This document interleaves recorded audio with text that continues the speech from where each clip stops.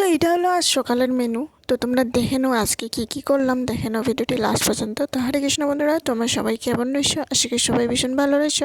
তো বন্ধুরা, আজ সকাল থেকে ব্লগটা স্টার্ট করলাম। তো সকালে এই যে দেখুন কাম কাজ সেরে ফেলে তারপর এদিকে দেখুন সকালের খাওয়াটি একবারে রান্না আরম্ভ করব। এখানে পনির নিয়েছি, পনিরগুলো নুন হলুদ একটু লবণ দিয়ে সুন্দর করে একটু তেল দিয়ে মাখামাখি করে তারপর একটু লাল লঙ্কা দিয়েছিলাম, সুন্দর করে মাখামাখি করে আমরা তেলের মধ্যে ছড়িয়ে দিব। একটু লাল লাল হওয়া পর্যন্ত আমরা ভাজা ভাজা করে নেব।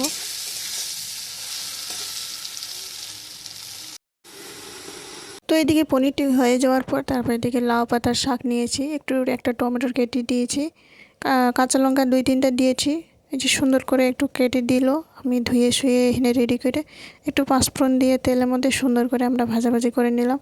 একটু জিরা গুঁড়া দিয়েছিলাম, সুন্দর করে দিয়ে নাড়াচাড়া করে ঢাকনা দিয়ে সেদ্ধ করে নিলাম।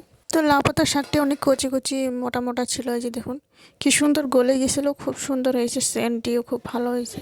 তো এদিকে একটু ছোট ছোট আলু নিয়েছি, একটু লাল লাল টাইপের আলু, এগুলো সুন্দর করে কুকারের মধ্যে সেদ্ধ করে একটু খালি ফুলকপি ছিল 2-3 টুকরা ফুলকপি, সবগুলো দিয়ে একটু সেদ্ধ করে ছিলে এখানে রেডি করে মশলা একটু জিরা বাটা দিয়ে সেখানে টমেটোগুলো দিয়ে সুন্দর করে আমরা ভাজাভাজি করে নিলাম।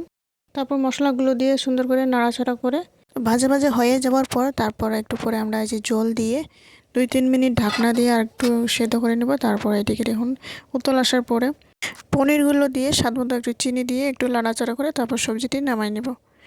তো এই যে দেখুন আর একটু ডাল একটু ভিজিয়ে রেখেছিলাম চাউল দিয়ে সুন্দর করে, একটু এই যে বাটাবাটি করে একটু আদা দিয়েছিলাম, তারপর লাল লঙ্কা হলুদ গুঁড়ো একটু লবণ দিয়ে সুন্দর করে আর একটু আদা টাইপের একটা বাঁধাকপি ছিল দিয়ে সুন্দর করে মাখামাখি করে এই যে একটু বড়া বানিয়ে নিলাম।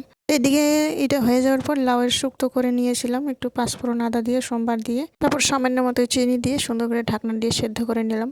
তো এই যে দেখুন আজকের লাঞ্চ একবারে রেডি হয়ে গেল। আজকের রেসিপি কেমন লেগেছে বন্ধুরা? ভালো লাগলে অবশ্যই লাইক করে দিয়ে যাবেন।